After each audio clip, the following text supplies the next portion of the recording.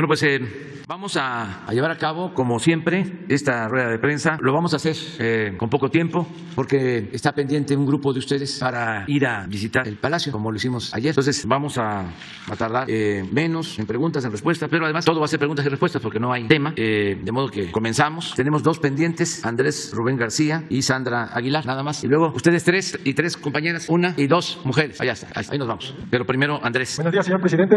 Andy García, del medio de comunicación guerrerense Códice 21. Tengo dos preguntas, presidente. La primera, preguntarle sobre el caso de la defensora de derechos humanos, Kenia Hernández, defensora de derechos humanos y guerrerense, quien se encuentra recluida en un penal de máxima seguridad en el estado de Morelos. Presidente, diversos organismos, organizaciones sociales y civiles se han pronunciado por la libertad de Kenia, toda vez que aseguran que la detención fue arbitraria y con toda la intención de perjudicarla por parte de la CEPUFE, a raíz de varias manifestaciones en las que participó la activista, sin ser ella la organizadora de dichos eventos, por lo que lleva más de un año en la cárcel injustamente. Recientemente estuvo más de 50 días en huelga de hambre, lo que dañó su salud y su integridad física, en protesta por la lentitud de su proceso. Preguntarle si tiene conocimiento del caso, presidente, y si por ser una acusación del orden federal, usted podría darle una especie de indulto, tomando en cuenta que es una activista que trabaja a favor de los más necesitados. Esa es la primera pregunta. Pues vamos a pedirle a Alejandro Encinas que atienda el caso, si te parece, y que me dé un informe sobre la situación de la compañera y vamos a responder lo que estás planteando, lo que estás pidiendo, si te parece. No le han hecho caso, que ya lleva varias peticiones, pero no, su proceso ni siquiera ha comenzado. Hoy mismo te van a atender, ¿sí?, sobre esto y vamos a tener la respuesta pronto. Gracias, señor presidente. La segunda pregunta, señor presidente, el domingo tuvo usted una reunión con la gobernadora de Guerrero, Evelyn Salgado Pineda, y autoridades de la montaña guerrerense. Salgado Pineda, desde que comenzó su gestión, ha seguido los preceptos de la 4T, que son transparencia, honestidad y austeridad, y se ha coordinado desde su llegada con la alcaldesa de Acapulco, Avelina López Rodríguez, quien también ha seguido su ejemplo y en poco tiempo ha demostrado que se puede trabajar con transparencia y con regeneración financiera. Preguntarle, señor presidente, si habrá algún presupuesto extraordinario para abonar a la transformación y a mejorar la calidad de vida de las familias guerrerenses, y sobre todo en el puerto de Acapulco, que es de los más famosos y conocidos del mundo, pero que presenta un gran detrimento financiero. Muchas gracias, presidente. Sí, estamos trabajando en Guerrero. Es un estado prioritario por la situación de pobreza, de abandono, de marginación. Es de los estados que más apoyo está recibiendo de la Federación, como Chiapas, como Oaxaca, pero estamos también conscientes de que hace falta más. Ahora se atendió con un presupuesto especial a los municipios de la montaña, pero pues se requiere en todo el estado y vamos a seguir ayudando. En el caso de Acapulco se está invirtiendo para la realización de obras urbanas en colonias populares. Lo está haciendo la Secretaría de Desarrollo Urbano. Ya se rehabilitó el Papagayo y vamos a atender una demanda que tienen en Acapulco por el manejo de aguas negras. Ya nos comprometimos de que vamos a apoyar y vamos a seguir atendiendo a la gente, los que fueron afectados por el sismo, que una inmobiliaria no quería reconocerles nada. Sí, se les está ayudando y vamos a seguir apoyando. Tiene esta encomienda la directora de Protección Civil, Laura Velázquez, y va a continuar atendiendo en Acapulco, y desde luego todo Guerrero vamos a seguir apoyando. Y estamos muy contentos con el desempeño de las dos compañeras. La presidenta municipal de Acapulco, que es eficaz, ella llegó a vivir a Acapulco, es de Oaxaca, es como la presidenta municipal de Tijuana, que también es de Oaxaca, migrante, y son muy buenas las dos, las apoyamos mucho. Y la gobernadora Evelyn Salgado está trabajando, atendiendo a la gente, no para. Me consta de que está visitando todos los municipios, 81 municipios eran anteriormente, ahora ya hay 4 más, 85 municipios, y se está atendiendo a la gente, y es muy buena gobernadora y cuenta con todo nuestro apoyo. Eso es lo que puedo comentar. Muchas gracias, señor presidente. Sandra. Presidente, buenos días. Sandra Aguilera, del Grupo Larsa Comunicaciones. Presidente, antes que nada le quiero dar las gracias, le van a dar las gracias por los cuarteles de la Guardia Nacional en Tierra Caliente, Michoacán, donde está Aguililla, Ihuacana y todas las demás entidades de esta zona, que como usted sabe son las más pobres del estado. Están padeciendo la presión de los cárteles. Entran constantemente hombres armados para llevarse a los padres de familia y jóvenes. Los usan para sus barricadas, dejan a las mujeres con sus hijos en una calidad precaria. No tienen comida ni mucho que cosechar. Presidente, hay mucha pobreza y drogadicción. A las jovencitas se las llevan para prostituirlas, ya que son presas fáciles porque no hay trabajo ni escuelas. Falta mucha infraestructura, carreteras. Es muy propicio para la siembra y tráfico de estupefacientes. Le solicitan, presidente, programas de fertilizantes y el programa Sembrando Vida, que ahí no ha llegado. Ellos manejan el limón, el mango, la papaya, pero que se los entreguen a los campesinos directamente. También le piden, por favor, una Universidad Benito Juárez para que haya oportunidades de estudios y de trabajo. Además, solamente hay 2 hospitales y las pequeñas clínicas que existen no tienen medicamentos ni doctores, ya que los doctores se van por miedo a que sean llevados por el crimen organizado. Esa es, mi primera pregunta. Y la segunda, presidente, estuvimos en Jalisco con lo que son los artesanos de Tonalá. Dicen que el gobierno del estado ha recibido apoyo federal para hacer vías. El gobernador, de hecho, acaba de inaugurar la línea del transporte BTRI llamado macroperiférico. Sin embargo, los artesanos de Tonalá quedaron excluidos. Cabe mencionar que también los dejaron fuera de la línea 3 del tren ligero. Desde su planeación en el sexenio pasado, faltando solo 4 kilómetros para conectar con el centro de Tonalá, fue la última estación de Tlaquepaque y así lo dejaron. La gente trabajadora, obreros, artesanos, se sienten excluidos del gobierno estatal por ser pobres. Dicen que solo benefician a la clase media y alta. Siempre se han dejado de lado al oriente de la ciudad. Es por eso que tienen mucha confianza en usted por su lema primero los pobres y le piden que el gobierno federal les haga la ampliación del peribús que necesitan, además de pavimentar las calles y alumbrado público, pero que los recursos lleguen directamente al municipio o lo haga el gobierno federal. Y ya que estamos en Jalisco, presidente, le voy a comentar también de Zapotlanejo, que es otro de los municipios excluidos del gobierno estatal. En cuestión de infraestructura, es una zona textilera, agropecuaria y de comercio. En algunas delegaciones del municipio necesitan pavimentación e iluminación. Su presupuesto es muy corto y por eso recurren a usted. De hecho, se solicitó la intervención de la Secretaría de Comunicaciones y Transportes para reconstruir un cruce que se ubica al oriente de Zapotlanejo, que es muy peligroso, presidente. Hay una lista muy grande de accidentes que ha habido. Tengo aquí, de los accidentes tengo la parte histórica y esperan que su gobierno atienda este asunto. Ya llevaron la petición al delegado de Jalisco. Están en estudio, ojalá se pueda hacer. Presidente, ya que estamos con la Secretaría de Comunicaciones y Transportes, yo hice una denuncia hace más de un año con el ingeniero Organes me atendió amablemente de estas denuncias de corrupción. Sin embargo, las turnan a la Secretaría de la Función Pública y de ahí ya no pasa nada. Tenemos el caso de un funcionario, Sedano Rubio, que se auto-otorgó permisos para poner escuelas, verificentros y clínicas, que por cierto, por no actuar rápido la Secretaría de la Función Pública, el señor ya traspasó todo, ya no tiene nada, pero él sigue en funciones. Y por otro lado, se reabrieron las clínicas médicas denominadas terceros autorizados y se concesionaron a las mismas personas corruptas que se habían quitado antes. Son los mismos, nada más cambiaron a los doctores dictaminadores. Uno de los beneficiados es el vicepresidente de Canacar, Refugio Muñoz, quien firmó acuerdos con su empresa, donde es socioaccionista. Se dedica a hacer exámenes psicológicos integrales en varios estados de la República y se jacta que es amigo cercano de usted. Tengo la lista de las demás personas que tienen las clínicas, que antes estuvieron en la época de la corrupción. Se acabó esto, si usted recuerda, las quitaron las terceras autorizadas, había muchísimo trabajo, las volvieron a reabrir con otros médicos dictaminadores que son a quien se los dan, pero estos médicos no son los dueños son los machuchones, como usted dice, y los que las abren, y nada más de la cara lo dan estos médicos. Está Alejandro Duque, presidente, que también lo denuncié, lleva muchos años en la Secretaría de Comunicaciones y Transportes, que es un intermediario entre los particulares y la Secretaría de Comunicaciones. Él recibe comisión mensual por usuario de 300,000 pesos por cada clínica denominada tercero autorizado. Después de denunciarlo yo, lo cambiaron, pero de puesto, pero sigue él con sus funciones. Eso es todo, presidente. Muchas gracias. Pues vamos a atender los tres asuntos que estás tratando. Ya se está actuando en con un programa integral de bienestar en Michoacán. Se ha avanzado bastante para darle opción a la gente, sobre todo a los jóvenes, y que no sean enganchados por la delincuencia en Aguililla y en toda una región amplia de Michoacán. Y se está trabajando de manera coordinada. Está la Secretaría de Seguridad Pública, es un programa que dirige Rosa Isela Rodríguez, es a quien vamos a pedirle que atienda tu planteamiento. Y desde luego interviene la Secretaría de la Defensa y se ha ido normalizando, vamos a decir, la situación en una región de Michoacán y vamos a seguir trabajando de esa forma, protegiendo a la gente y ofreciendo opciones alternativas para que los jóvenes no sean utilizados, quitarles el semillero de jóvenes a los de la delincuencia organizada y que tengan opciones, oportunidades. Eso es lo más importante para pacificar el país. Lo que hemos logrado se debe a eso. Hay varias acciones que estamos llevando a cabo. Bueno, trabajar todos los días, pero hay dos que son claras. Una, el que se atiendan las causas. Y llevamos ya 3 años invirtiendo, porque eso no es gasto, en atender a la gente, en atender al pueblo, con programas de bienestar y de manera especial atendiendo a los jóvenes. Y ya empezamos a notar que hay resultados. Después de 3 años ya estamos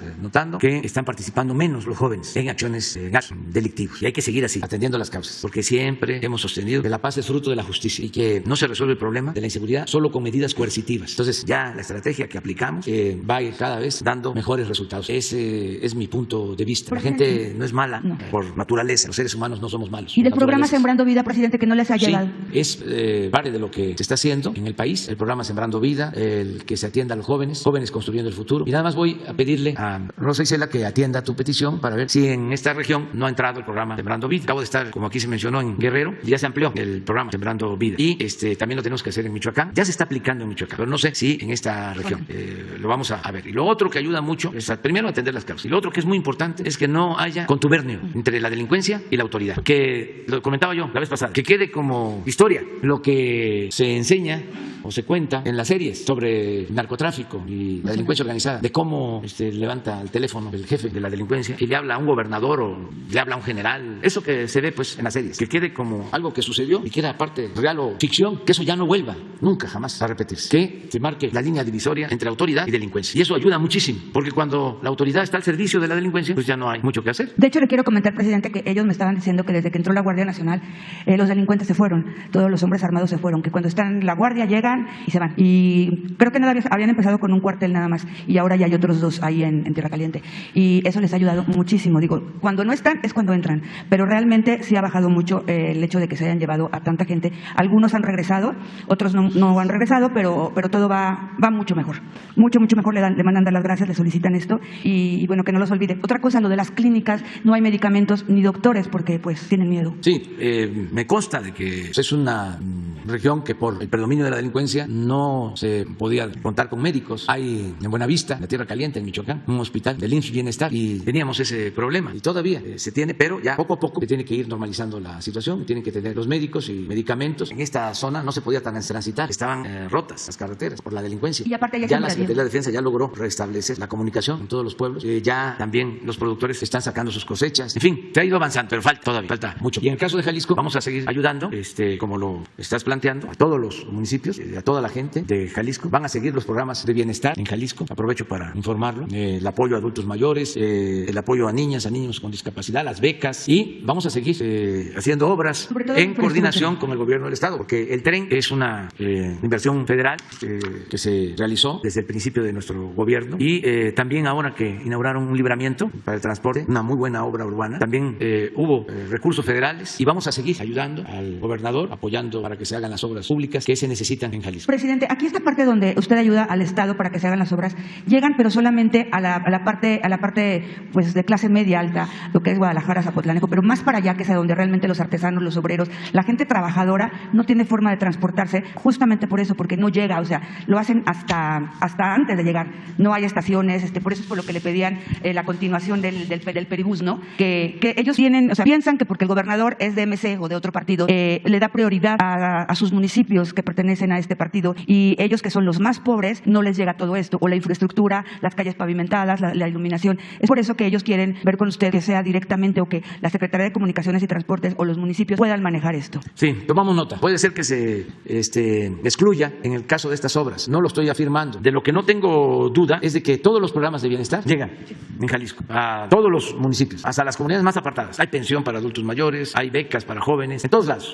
No hay distinción. Pero de todas formas vamos a buscar una comunicación con el gobierno del estado para ver sobre estas obras. Y ya por último lo de la denuncia que hice de la Secretaría de Comunicaciones y Transportes, pero más que nada es la función pública la que no le da seguimiento. De hecho, la de Pemex, que tiene 3 años desde que usted inició, no ha habido. Te lo pedimos a Roberto Salcedo, ¿sí te parece? Por favor, sí. Muchas gracias. Muy bien, ahora sí vamos con compañero. Buenos días, señor presidente. Demián Duarte, del Sonora Power, de Telemax y Radio Sonora. Señor presidente, es obligado que en el contexto de lo que está ocurriendo en Ucrania, pues se le plantee la pregunta, aunque queda claro que su gobierno pues apuesta por la paz y el diálogo de acuerdo a las manifestaciones del canciller Marcelo Ebrard. Hay una situación derivada y es que cuando se dan este tipo de conflictos, la economía es el primer elemento que comienza a estar en riesgo. El tema lo planteaba usted ayer del abasto de gas para alimentar las plantas generadoras de electricidad. Sin embargo, derivado de las tensiones y ahora sí del conflicto, los precios del petróleo están subiendo. El Brent del Mar del Norte subió arriba de los $100 en la jornada de ayer. La mezcla mexicana de petróleo, lo cual es afortunado para nuestro caso, está arriba de los $88.53, lo cual supone ingresos extraordinarios para el gobierno.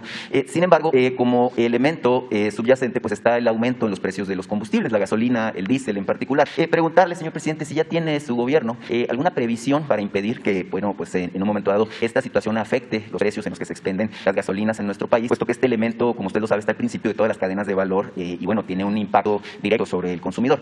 Al respecto, si tiene un comentario. Sí, en términos de política exterior, nos vamos a seguir conduciendo, promoviendo que haya diálogo, que no se utilice la fuerza, que no haya invasión. No estamos a favor de ninguna guerra. México es un país que siempre se ha pronunciado por la paz y por la solución pacífica de las controversias. Incluso está en nuestra Constitución, en el artículo 89. Es un principio de política exterior, la solución pacífica de las controversias. Y esa es la postura internacional de México, es lo que ha dado a conocer la Secretaría de Relaciones Exteriores y va a seguir siendo esa la postura, la no intervención, la autodeterminación de los pueblos y la solución pacífica de las controversias. Acerca de los efectos económicos que puede generar, que de hecho ya está produciéndose, estamos nosotros desde hace algún tiempo preparados para que si nos aumenta mucho el precio del gas de importación, podamos echar a andar todas las plantas de generación de energía eléctrica que no requieren gas para evitar el aumento en los costos de la energía eléctrica. Eso, informarle a la gente que ya tenemos ese plan para actuar. Por ejemplo, en producir más energía eléctrica con agua. Vamos a echar a andar a toda su capacidad las hidroeléctricas y otras medidas que estamos ya tomando. Estamos preparados para eso con el propósito de que no haya apagones, que no falte la luz y que no aumente el precio. En el caso de las gasolinas, igual. Hay hay un subsidio, para decirlo con claridad. De modo que, aunque aumente el precio de la gasolina de importación, porque aumente el precio del petróleo crudo, que esto no se traslade a los consumidores, que mantengamos el precio de las gasolinas como está acordado, que no aumente el precio por encima de la inflación. Entonces, estamos preparados con ese propósito y vamos a estar pendientes. Afortunadamente, desde ayer que empezó a expresarse esta situación de intranquilidad, de nerviosismo en los mercados por la situación en Ucrania, nos agarró con una apreciación del peso. Hasta ayer teníamos una situación muy favorable en cuanto a nuestra moneda, un peso fuerte. Estaban 20.29 más. 20.29, lo que significa que en el tiempo que llevamos no ha habido devaluación, es un hecho histórico. Entonces ahora puede estar subiendo por esta situación, pero tenemos margen y esperemos que pronto se normalice la situación en Ucrania, que haya diálogo y se resuelva esto, ¿no? Además, no queremos la guerra en ningún lado, en ninguna parte, no queremos que la gente sufra, no queremos que la población civil sea afectada, no queremos la confrontación bélica. Esa es nuestra postura. Señor presidente, como sabe, yo soy de Hermosillo, y en Hermosillo, pues hace 13 años, casi 13 años, nos marcó la mayor tragedia infantil en la historia de nuestro país, el incendio de la guardería ABC. Seguí con mucha atención y estoy seguro que todo el país, de las manifestaciones, que no revelaciones, porque más bien son una confirmación de lo que pasó, con un contubernio del entonces poder político que ocupaba la presidencia, bueno, pues en términos de encubrir, de evitar que se hiciera justicia al respecto del fallecimiento de 49 niños, 74 además que tienen secuelas en su salud, quedaron gravemente heridos. Ahora, señor presidente, me gustaría mucho que nos hiciera un comentario un poco más a fondo de lo que usted pudo manifestar ayer, pero además decirle que en Sonora a mí me tocó el incendio, me tocó el seguimiento puntual de todo lo que ocurrió con la guardería, me ha tocado manifestarle aquí de tema tan sensible, y bueno, en Sonora sabemos que más allá del poder presidencial, la clase política de Sonora también está manchada por lo que sucedió. Ellos también tuvieron este contubernio. En su momento, Eduardo Bours, que era el gobernador cuando ocurrió la tragedia, bueno, pues hizo circo, maroma y teatro para tratar de negar la responsabilidad que había al respecto de su administración. En su momento, la exgobernadora, la hoy exgobernadora Claudia Pavlovich, ofreció unas cartas de garantía donde ella reconocía, pues, o daba fe de que las personas responsables, pues, eran buenas personas y que, bueno, no tenían carga de responsabilidad. Preguntarle al respecto su punto de vista, señor presidente, ¿qué cree que tenga que ocurrir ahora que se ha dado esta confirmación por parte del presidente de la Corte? Pues que no se repitan estos hechos lamentables, dolorosos, en donde es evidente que hay impunidad, que se protege a los que tienen influencia. Eso es lo que queda de manifiesto y ojalá nunca más vuelva a repetirse. La no repetición es importante y desde luego pues que no se cierre el expediente, que se busque que haya justicia. La verdad es que nosotros en su momento lo dijimos, mucha gente lo expresó, lo manifestó, de que había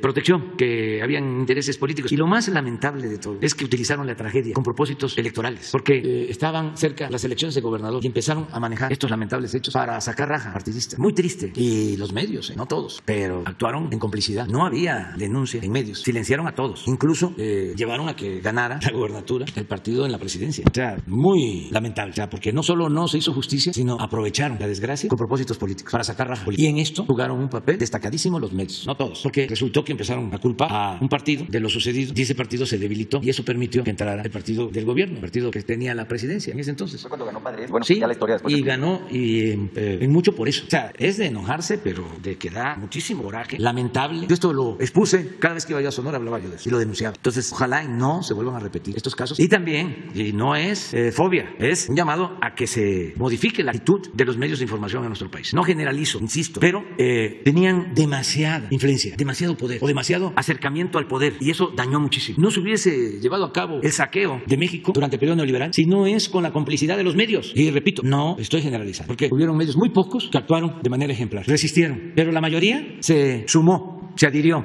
fueron correas de transmisión de una política de saqueo. Sirvieron para controlar, desinformar, manipular y crear las condiciones para que se impusiera el autoritarismo, la violación de los derechos humanos, la corrupción y la violencia. Ese es el resumen. Son de las cosas que ya no deben volver a ocurrir. Esa es la lección. Y lo que declaró el ministro de la Corte, Arturo Saldívar, es real. Le creo, porque él es una gente recta, lo considero una gente íntegra. Y a los que están más preocupados por preguntar por qué se cayó durante tanto tiempo, porque ahora es eso lo que le cuestionan, ¿no? Que por qué guardó silencio 13 años, en vez de estar pidiendo cuentas a los responsables, porque independientemente del tiempo, esto no prescribe. Pero también les digo, yo ya conocía esta versión, está en el expediente sobre el caso y están las resoluciones de los ministros que votaron a favor del carpetazo. Existen pruebas. Y está lo que rechazaron, que fue lo que propuso el ministro Saldívar. Ahora que nosotros retomamos el asunto, estamos apoyándonos en ese testimonio. Eso es lo que se le presentó a la Fiscalía, ese mismo testimonio, para que se imparta justicia. Además, estaba yo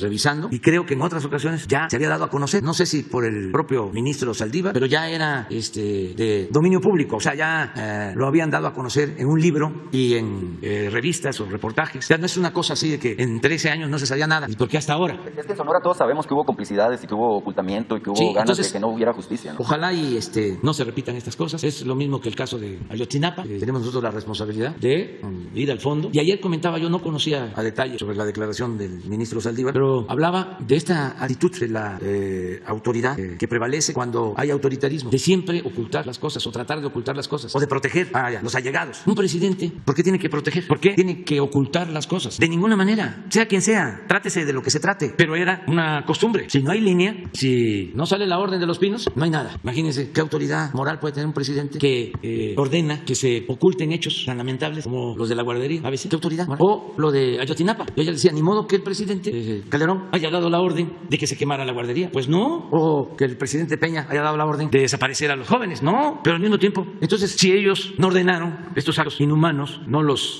propiciaron, ¿por qué encubrir? ¿Por qué no transparentar lo que sucedió? Decir la verdad. Entonces, nunca más impunidad, nunca más ocultar las cosas. Decir la verdad, no mentir y no proteger a familiares, no al nepotismo. Ahora que salió lo de José Ramón, estaba seguro de que no había ningún conflicto de intereses. Estoy absolutamente seguro. Pero de todas maneras, ordené de que se abriera la investigación o que se diera respuesta a las denuncias presentadas. De que nada debe, nada teme en la Fiscalía. Y cuando la empresa petrolera vino y dio un dictamen, mi instrucción al director de Pemex, preséntalo, que se integre a la investigación que tiene la Fiscalía. Que estaba pidiendo el INE, el expediente sobre mi hermano, el INE. Entonces me consultaron que si qué opinaba, entreguen el expediente. Pero la Fiscalía consideró de que tenía que verlo de acuerdo al procedimiento legal con el Poder Judicial. Pero yo soy partidario de la transparencia, por convicción. Además, fíjense lo elemental de la acusación en cuanto a lo de la casa rentada en Houston. Pero ¿cómo lo inflaron? Y ahora este periodista cínico, que según Carmen Aristegui era un profesional, se atreve a decir de que no era una investigación, que era un asunto político, a reconocerlo. Pero es lo que siempre he dicho, la máxima del AMPA del periodismo. La calumnia cuando no mancha tizna. Siempre es esa la máxima que aplica, porque siembran la duda, la desconfianza, y como además es mayoritario el control de los medios por parte de los potentados que no les gusta la Cuarta Transformación, pues se hacen escándalos al estilo Hitler o de su propaganda manejada por Goebbels. Una mentira que se repite muchas veces puede convertirse en verdad. Pero a ver si lo razonamos un poco. ¿Cómo voy a hacer yo? Independientemente de que no lo he hecho nunca en la vida, porque lo que estimo más importante es la honestidad. Pero imagínense lo elemental de que le doy contratos a una empresa que si me preguntan cómo se llama, no podría ahorita yo responderles. ¿Me tendría que ayudar? ¿Cómo se llama? Becker. Nunca he sabido de esa empresa, no conozco a nadie de esa empresa, porque no tengo tratos con este tipo de empresas, no me corresponde. A veces recibo alguna empresa cuando vienen a decirme que van a invertir en México y que quieren hablar conmigo. Pues como se trata de inversión, se trata de empleo. Sí, pero muy poco. Pero yo meterme a que se le dé un contrato o se le amplíen contratos para que le den sin pago o le renten pagando una casa a mi hijo, o sea, es de sentido común. Y sin embargo, un gran escándalo, que por cierto, ya no hay materia, pero yo voy a seguir pidiendo que den a conocer cuánto ganan estos golpeadores. ¿Qué tienen estos golpeadores? Le sigo preguntando a señor Loret de Mola, porque el Instituto de la Transparencia no quiere que yo transparente los documentos que poseo, donde se demuestra que este señor tiene ingresos, y solo estoy hablando de sus percepciones, no de sus bienes, de 35.200.000 pesos el año pasado, o sea, a razón de 3 millones de pesos mensuales. Pero no solo es él, hay otros famosos que se dedican a lo mismo, a lo mejor no tan burdos, más sutiles, pero por eso mismo quizá ganan mucho más, o sea, no 3 millones, ganan 10, 15 millones de pesos mensuales, y ellos deberían de dar a conocer cuánto ganan, por cuestiones éticas. ¿Cómo se llama? Ramos, Jorge Ramos, Krause, hijo, León Krause, los dos, que digan cuánto ganan, porque aunque estén en Estados Unidos, lo que manejan todo es para mexicanos de allá y de acá, y las empresas tienen que ver con la población hispana, y Ciro Gómez Leiva, y Joaquín López Dóriga, y la misma Carmen Aristegui, y otros. ¿Y quién les paga? Que muchos reciben dinero dinero de los medios conservadores, otros de asociaciones como la de la señora Casal y Claudia X González, que reciben dinero del gobierno de Estados Unidos. Entonces, esos son temas importantísimos, porque si no, imagínense el daño que causan. Y no es un asunto personal, es que nosotros, millones de mexicanos, estamos luchando por una transformación. Queremos desterrar la corrupción de México. Somos millones. Y si nos atacan, pues es que quieren que ese proceso de transformación fracase. ¿Y qué es lo que ha dañado más a México? Sobre todo durante el periodo neoliberal, de 1982 a la fecha. Siempre, pero en el periodo neoliberal, que fue tan defendido. ¿Qué es lo que dañó más? La corrupción. ¿Se hablaba de la corrupción en el periodo neoliberal? Nada. Tenían maiciados a todos, silenciados a todos. Muy pocas excepciones. Puro quema incienso, aplaudidor, alcahuete. Ya eso no, aunque les dé coraje. Y es un tema importantísimo, porque con los medios, con el poder de los medios de información, llegaron a imponer autoridades, a suplantar el derecho del pueblo a elegir libremente a sus gobernantes. Un exceso. ¿Cómo? Si tenemos los medios, manipulamos y podemos poner a cualquiera, al que nos convenga, nada más que acepte ser nuestro pelele para nosotros seguir saqueando, seguir robando sin ningún control. Pues es lo que hacían. Por eso es el coraje ahora. Pero vale la pena aguantar. Es una vergüenza en todo sentido. Ahora con lo de la consulta, la revocación del mandato, y voy a tratar el tema y no creo que me vayan a infraccionar, porque considero que se está violando la Constitución y yo ofrecí hacer valer la Constitución y que se respetara la Constitución. Resulta que los del INE no van a poner casillas para la consulta de la revocación del mandato. Van a poner las mismas casillas que pusieron en la consulta pasada. Pero además les costó 500 millones poner las casillas de la consulta pasada, las 50,000 casillas de la consulta pasada. Y ahora van a poner lo mismo, pero no son 500 millones, ya son 1,700, 1,800 millones. Entonces, ¿cómo están las cuentas? Va a costar 2, 3 veces más. Eso lo voy a dar a conocer. Imagínense, va a haber municipios en donde no van a instalar una casilla, que no es una violación a la Constitución, que no es una afrenta a la democracia, y todo porque los señores están en contra de la transformación del país, cuando deberían de situarse por encima de intereses particulares, de intereses partidistas, ser auténticos jueces y sobre todo cumplir con la democracia. Entonces, sí, lo que tú estás señalando acerca de la guardería ABC, pues es todo lo que hay que seguir combatiendo. En Sonora, pues usted sabe, ¿no? El clamor es justicia por ABC y que esto no se repita nunca más. Así que muchas gracias, señor presidente. Un comentario al margen mío y de algunos compañeros que no estábamos en Madres, es que a nosotros no nos invitaron al recorrido y quisiéramos pedirle a ver si nos dan chancita, ¿verdad? También nos interesa mucho poder presenciar eso que es inédito. Y hoy es jueves, quiero hacerle una pregunta respecto a su visita 18 a Sonora. Estuvo usted en Nogales a modo de visita de doctor, como decimos, pero creo que fue una visita muy sustanciosa. No se han dado a conocer detalles de lo que se acordó. Por supuesto, sería muy interesante saber si se va a avanzar con el tema de sacar las vías del ferrocarril, la construcción de una garita adicional, un proyecto grande de infraestructura que entiendo pues va a permitirnos conectar la frontera de Nogales con el gran proyecto que ya anunció usted del puerto de Guaymas, donde se van a invertir más de 5,400 millones de pesos, si mal no recuerdo, con el ánimo incluso de establecer un corredor fiscal de la frontera con Arizona del puerto, lo cual obviamente nos daría enormes ventajas competitivas a Sonora y a la región noroeste de México e incluso al suroeste de Estados Unidos. Si nos puede comentar, y muchas gracias. Pues ya estamos trabajando, nos comprometimos en el caso de Nogales a construir un libramiento ferroviario para que el tren de carga no pase por la ciudad, como ha sucedido desde el siglo XIX, que se fundó ese ferrocarril, desde la época de Porfirio Díaz. Entonces creció la ciudad y la vía partió en dos, la ciudad, y ahora vamos a construir un libramiento ferroviario para que no pase ya el tren de carga por la ciudad, recuperar todos esos terrenos con el propósito de urbanizar Nogales, con espacios para la diversión, para el deporte, integrar toda esa zona al desarrollo urbano. Y ya se está viendo el nuevo trazo y se está hablando con las empresas ferroviarias que están asociadas, que eso favorece la empresa que es el Grupo México y la empresa estadounidense que es socia del Grupo México, o trabajan de manera conjunta, de modo que ahí no hay problema, ellos están de acuerdo. Lo que estamos buscando es el cambio también de la aduana y se está haciendo la gestión con las autoridades locales y tiene que haber en este caso una autorización especial del presidente Biden. Por eso a la reunión que tuvimos nos acompañó el embajador de Estados Unidos en México, Ben Salazar, que ha estado ayudando en este proyecto y en otros y en el sureste. Es un embajador que trabaja en bien de las dos naciones y es respetuoso. Ojalá y antes de que suelten un tuitazo del Departamento de Estado le pregunten al embajador, porque no creo que lo hayan tomado en cuenta. Bueno, no me quiero meter en eso, porque él es muy conciliador. Entonces estuvo con nosotros y está apoyando y estamos buscando que se dé esta autorización. Ya tomamos el acuerdo, para eso fui, de que se encargue de coordinar el proyecto Alfonso Durazo. Ayer estuvo, o antier, Alfonso Durazo en Nogales, porque ya está viendo lo del derecho de vía. Ya tenemos también los fondos, eso es importante. Todavía no se tiene el proyecto ejecutivo, pero ya hay una propuesta de alrededor de 5,000 millones, un estimado. Va a estar a cargo de la Secretaría de la Defensa, la obra. Es un estimado, porque lo primero es hacer el proyecto ejecutivo para saber exactamente cuánto va a costar. Ya se nos terminó el tiempo, te quedas pendiente tú y los tres, y vámonos a la visita el martes. ¿Sí? No, el lunes. No, ya hoy ya. Sí, pero ustedes sí, porque ya quedamos, el lunes, ¿sí? O si quieren mañana, porque nos vamos hoy en la tarde, vamos a Colima. Mañana va a ser la reunión de seguridad y la conferencia en Colima, y el lunes aquí en la Ciudad de México. Vámonos, sí, el lunes, sí. Solo los que no fueron ayer, ¿no? Para que tengamos las mismas condiciones. Por eso, vayan ahora. Sí, Jesús, como ellos no estuvieron, que también nos acompañen de una vez. Vámonos.